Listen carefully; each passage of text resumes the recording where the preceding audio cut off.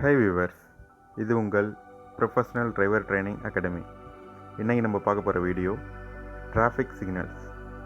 இந்த வீடியோக்குள்ளே போகிறதுக்கு முன்னாடி இந்த சேனலை சப்ஸ்கிரைப் பண்ணுங்கள், கூடவே இருக்கிற பெல் ஐக்கானையும் கிளிக் பண்ணுங்கள். இந்த வீடியோவோட கடைசியில் டிராஃபிக் சயின்ஸ் போர்டு அப்படிங்கிற வீடியோவோட லிங்க் நான் கொடுத்துருக்கேன், டிஸ்கிரிப்ஷன்லையும் கொடுத்துருக்கேன். அதையும் பார்த்து தெரிஞ்சுங்க. வாங்க வீடியோக்குள்ளே போகலாம்.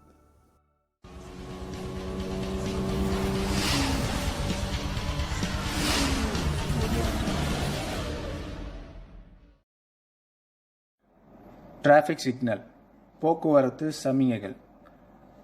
1868 லண்டனில் டிராஃபிக் சிக்னல் முதலில் பயன்பாட்டிற்கு வந்தது. 1953 தென்னிந்தியாவில் டிராஃபிக் சிக்னல் முதலில் பயன்பாட்டிற்கு வந்தது. சரி, சாலையை பயன்படுத்தக்கூடிய வாகன ஓட்டிகள், பாதசாரிகள் என அனைவருக்கும் பெரும்பாலும் டிராஃபிக் சிக்னலில் இருக்கக்கூடிய நிறங்கள் என்னென்னவென்றும் அது எதனை குறிக்கிறது என்றும் பொதுவாக தெரியும். சிவப்பு என்றால் நில், மஞ்சள் என்றால் நிதானமாக செல், பச்சை என்றால் செல் என பொதுவாக தெரியும். நாம் இந்த வகுப்பில் டிராஃபிக் சிக்னலில் என்னென்ன நிறம் இருக்குது, அதன் கட்டுப்பாடுகள் என்னென்ன, நாம் கடைபிடிக்க வேண்டிய முக்கியமான விஷயங்கள் என்னென்ன என்பதை பற்றி ஒரு முறை தெளிவாக பார்ப்போம். இந்தியாவில் 2016-2017 கணக்கெடுப்பின்படி 23 கோடி பதிவு செய்யப்பட்ட வாகனங்கள் உள்ளன. 59 லட்சம் கிலோமீட்டர் நீளமுள்ள உலகிலேயே 2ஆம் மிகப்பெரிய சாலை கட்டமைப்பை கொண்டுள்ளது. இதில் லட்சக்கணக்கான தானியங்கி டிராஃபிக் சிக்னல் மூலம் கட்டுப்படுத்தப்பட்ட சாலை சந்திப்புகள் உள்ளது. ஆண்டுதோறும் எடுக்கப்படும் கணக்கீட்டின்படி இந்தியாவில் சாலை விபத்துகளால் ஏற்படும் மரணங்கள் 1.4 முதல் 1.5 லட்சம் மிகாமல் நிகழ்கிறது.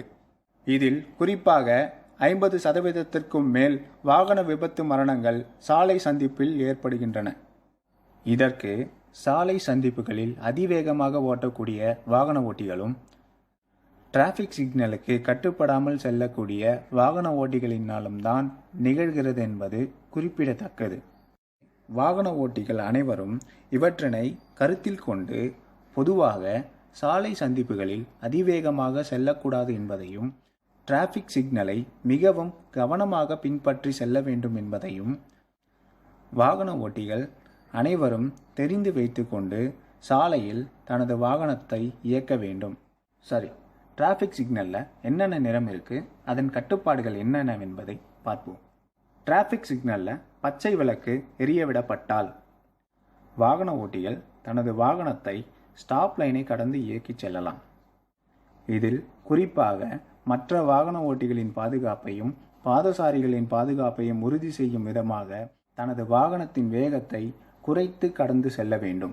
டிராஃபிக் சிக்னலில் மஞ்சள் விளக்கு எரியவிடப்பட்டால் வாகன ஓட்டிகள் தனது வாகனத்தின் வேகத்தை குறைத்து கொண்டு ஸ்டாப் லைனுக்கு முன்பே நிறுத்த தயாராகிவிட வேண்டும்.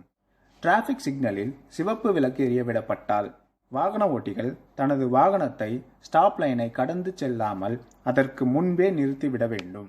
சரி வியூவர்ஸ், இந்த வகுப்பின் மூலம் டிராஃபிக் சிக்னலுக்கு நாம் ஏன் மிகவும் முக்கியத்துவம் கொடுக்க வேண்டும் என்பதையும் அதனால் ஏற்படக்கூடிய பயன்களையும் பற்றி தெரிந்து கொண்டிருப்பீர்கள் என்று நம்புகிறேன். சாலை பாதுகாப்பை உறுதி செய்வோம், விபத்தில்லா சாலையை உருவாக்குவோம். நன்றி.